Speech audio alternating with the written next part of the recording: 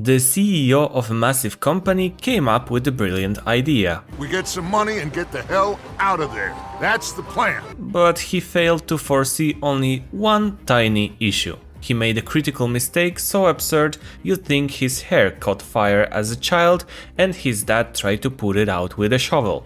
And unfortunately, this is a real story about Subnautica 2, not just a joke, so let's get into it.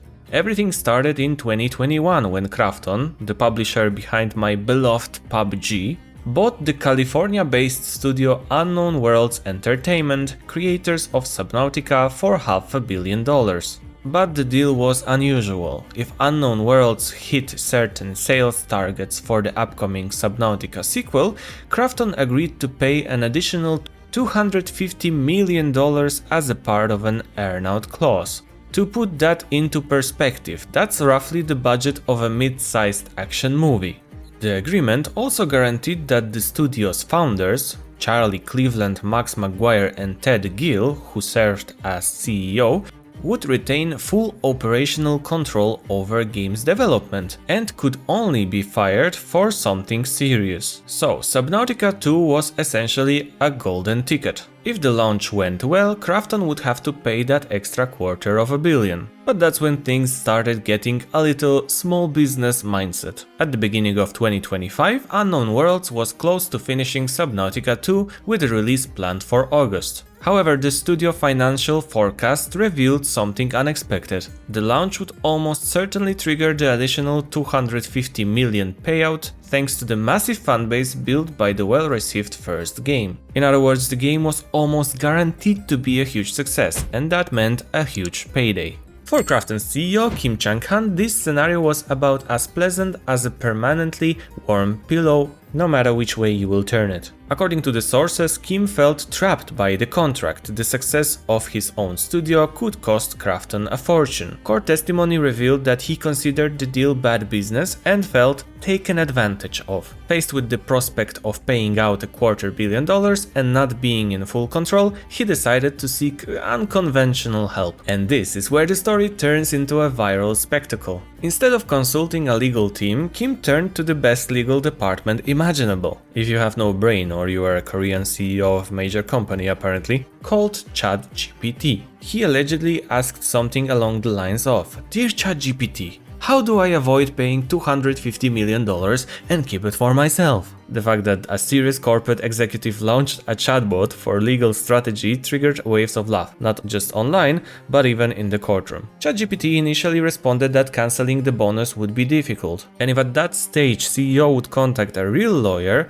then he maybe would clarify the consequences. But Kim pushed for details, so the AI got specific. According to Judge Lori Will, the chatbot advised him to create an internal task force called Project X. The plan? Either renegotiate the bonus or take over the studio if negotiations failed. That's really some villainous shit. According to court documents, here's the nice, simple to-do list for keeping that $250 million safely inside the company. 1. Negotiate or acquire. So attempt to reduce the bonus or forcefully take over the studio. Then control the narrative. Frame the conflict as a fight for fan trust and game quality, not the money. Then block the game release, because ChatGPT suggested blocking publishing rights, for example on Steam, so the game couldn't launch without Krafton's approval. And finally, prepare for litigation, gather systematic legal defense materials in case of a lawsuit. Interestingly, the AI even suggested issuing an official statement to players, something Kim apparently did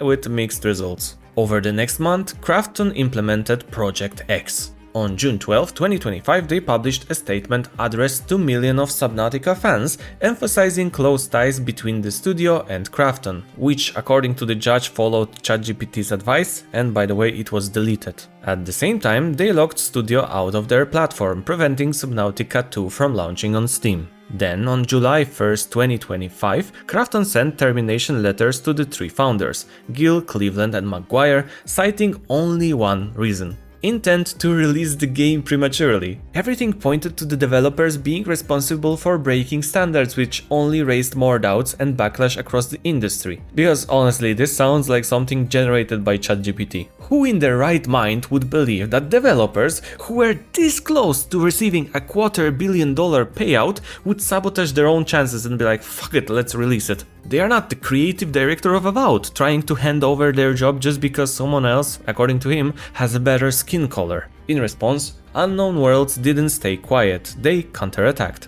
Representatives of the studio's former shareholders, Fortis Advisors LLC, filed a lawsuit in Delaware court in July 2025. The argument was simple: Krafton breached the acquisition agreement by firing key employees without proper cause.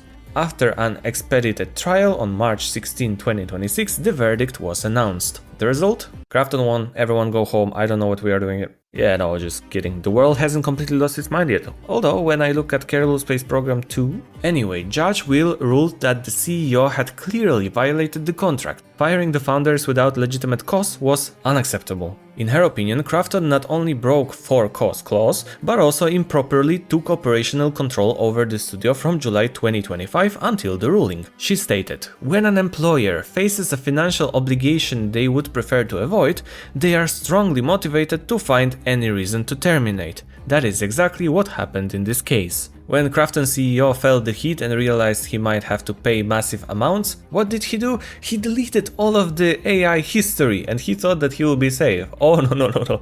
That only proves that you can be a CEO of a company and not be the smartest tool in the shed. So what did the court decide? Honestly, it could have just asked ChatGPT, it would have suggested the same thing. The court reinstated Ted Gill as CEO of Unknown Worlds. Krafton was ordered to restore his access to development and publishing processes and allow him to finish Subnautica 2.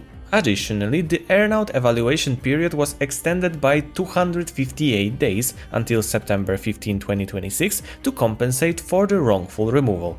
And the bonus still on the table, which is great news for everyone involved except the guy who tried to avoid paying it. Judge Will made an important point: using AI does not absolve humans of thinking. As reported by Fortune, the court emphasized that managers must make decisions themselves and not outsource them to artificial intelligence. Personally, I think the judge didn't anticipate that the only functioning neurons in Krafton's CEO office were the artificial ones belonging to ChatGPT. The verdict became a phenomenon and major outlets like The Guardian, Reuters and Fortune pick up the story. Reddit commenters even mocked Krafton, saying, well, now their statement about putting AI first finally makes sense. In an official statement to Fortune, Krafton insisted they put players first and would continue working diligently on the game's release. At the same time, they stated they disagree with the ruling and are considering further legal actions. It's safe to say the gaming community is watching the story not only with amusement but also with caution, because it clearly crosses into abusing player goodwill and we should always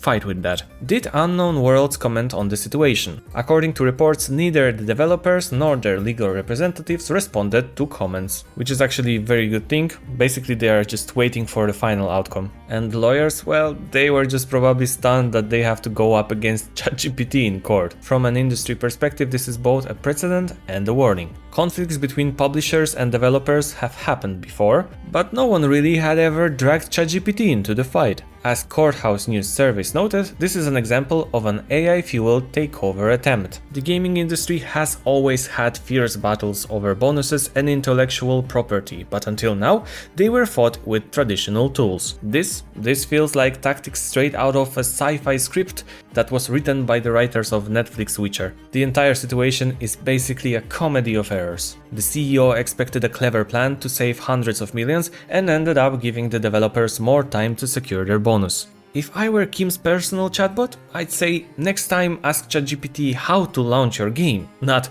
how to dodge your own contract. Maybe if he had actually played Subnautica, he wouldn't be so upset about those millions spent on bonuses. Even Judge Will couldn't resist a bit of humor, referencing a line like, "Now ChatGPT starts to answer." It read like a Black Mirror episode. Of course, we all know why ChatGPT behaved the way it did. Like any clever hustler, it didn't get a commission for the takeover, so it only did as much work as it was paid for. And how much legal work you can get for $20 a month. It's nice to see justice occasionally win in the gaming industry. It's just a shame it takes such an absurd behavior from people in the power to get there. Hopefully this video helped you understand just how real and bizarre the behind the scenes of the gaming industry can be. The Delaware court showed that while this case has plenty of humor, this is the kind of reality we're heading toward if we, as the players, keep accepting everything these massive companies push onto us. I hope you found this video interesting. If you did, don't forget to subscribe and leave a like, because there is more of the videos like this on my channel